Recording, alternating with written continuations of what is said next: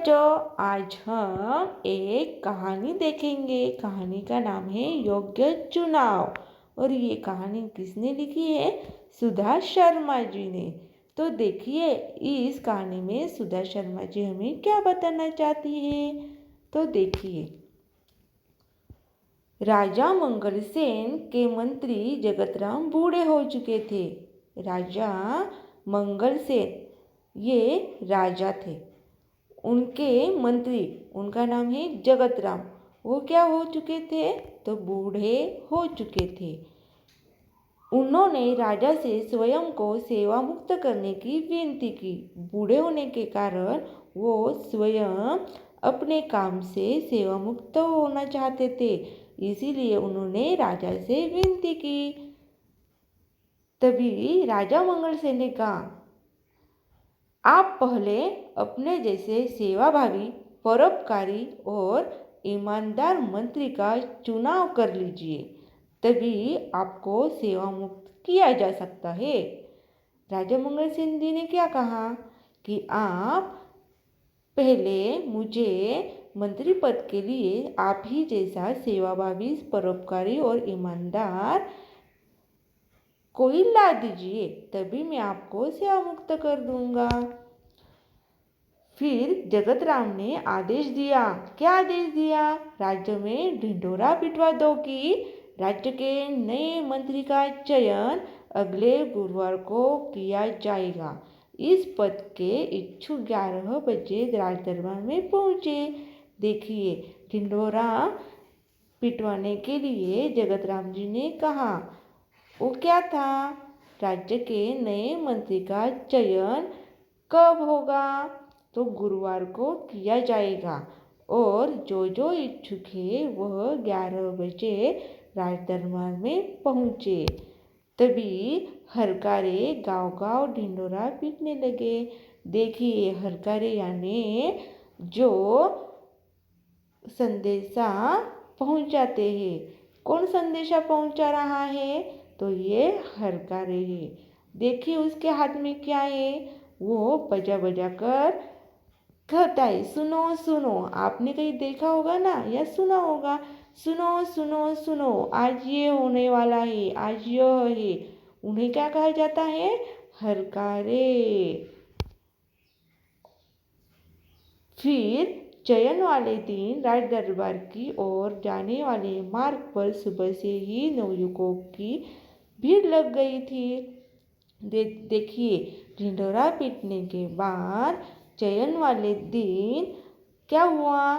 दरबार की ओर जो मार्ग जा रहा था, उस मार्ग पर बहुत ही नवयुवकों की भीड़ लगी हुई थी। देखिए, कितनी भीड़ है यहाँ। फिर क्या हुआ? उसी रास्ते पर क्या था? एक तरफ एक वृद्ध हताश यानी नाखुश बैठा था, नाराज बैठा था। देखिए, ये आदमी, ये बूढ़ा कैसे दिख रहा है आपको? ये खुश दिख रहा है क्या आपको? नहीं, ये तो हताश है, दुखी है। देखिए, मंत्री पद के उनके उम्मीदवारों ने राज दरबार जाते समय यह दृश्य देखा, पर किसी ने भी वृद्ध की सहायता नहीं की। देखिए, वो हताश बैठा था, लेकिन क्यों बैठा था? देखिए, आपको क्या दिख रहा है यहाँ? उनकी जो वृद्ध व्यक्ति है, उनकी गाड़ी फंस गई थी। फंस जाने के कारण वो हताश थे। ये सब मंत्री पद के अनेक उम्मीदवार जो जा रहे थे ना राज दरबार की ओर, वो देख रहे थे, लेकिन उन्होंने उनकी सहायता की क्या? नहीं की। लेकिन एक देखिए, उम्मीदवार युवकों में एक था कर्मवीर। ये कौन है?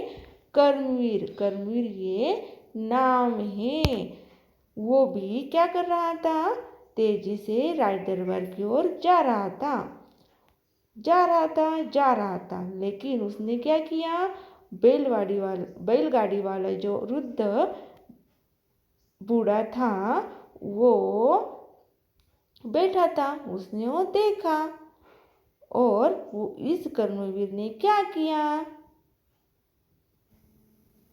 उस बैलगाड़ी वाले ने फिर से प्रयास किया कि गाड़ी हम कैसे निकाले। वो प्रयास कर रहा था। जो पहिया कीचड़ में था उसे बाहर निकलने की कोशिश कर रहा था। यह दृश्य किसने देखा? यह दृश्य देखा कर्मवीर ने। देखिए, यह दृश्य देखकर दरबार पहुंचने की चिंता न करते हुए कर्मवीर सीधे कीचड़ में उतरा। जोर लगाकर उसने बैलगाड़ी का पहिया कीचड़ से बाहर निकाला। देखिए, जोर लगाकर कर्मवीर ने कीचड़ का पहिया कैसे किया? बाहर निकाला। तभी रुद्र ने क्या किया? उसे ढेरों आशीर्वाद दिए और इसी इनाम में कुछ रुपए देने चाहे। पर कर्मवीर ने वो लिए क्या? नहीं, उसने विनम्रता से मना कर दिया और देर हो जाने की आशंका से भागते दौड़ते कर्मवीर दरबार पहुंचा। दरबार पहुंचता तो ये ऐसे खड़ा था। देखिए, वो कीचड़ से भर गया था। कीचड़ लगने के कारण सब उस पर हंस रहे थे। देखिए, उसके कपड़े कीचड़ से सने थे, यानी मैले हो गए थे, गंदे हो गए थे। सारे उम्मीदवार उसे देखकर हंसने लगे। तभी बैलगाड़ी वाला रुद्र भी वहां पहुंचा। वह रुद्र कोई और नहीं बल्कि स्वयं मंत्री जगतराम थे। देखिए, सारे लोग हंस रहे थे। लेकिन तभी क्या हुआ?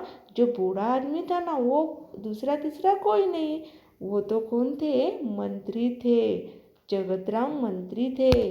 देखिए, फिर जगतराम जी ने सारी घटना राजा को सुनाई और जगतराम ने राजा से कहा, महाराज, कर्मवीर में वे सारे गुण हैं जो राज्य के मंत्री के लिए आवश्यक है। सारी बातें जानकर राजा मंगलसेन बहुत प्रसन्न हुए।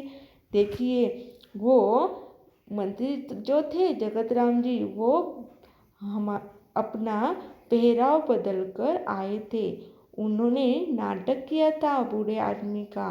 वो देखना चाहते थे कि हमारे राज्य के लिए कौन अच्छा मंत्री मिलेगा।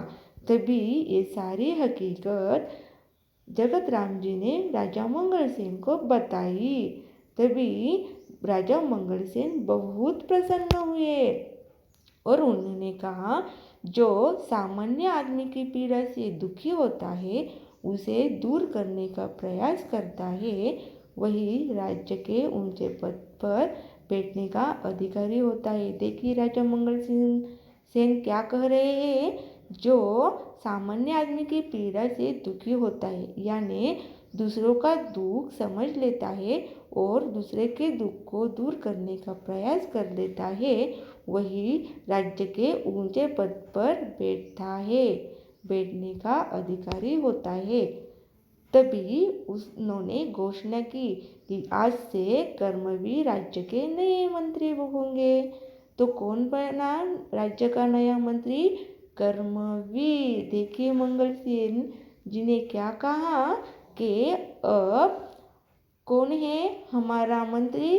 तो कर्मवीर है। देखिए, अच्छा करना यानी हमें अच्छा ही फल मिलता है। दूसरों का दुख समझ के उन्हें मदद करनी चाहिए, उसी को जीवन कहते हैं। अब देखिए, राजा ने कैसा चुनाव किया था? तो योग्य चुनाव किया था। कर्मवीर को मंत्री बनाकर वे अच्छे राजा भी ठहरे और योग्य चुनाव भी किया। अब आप भी इसे पढ़िए और समझिए। धन्यवाद।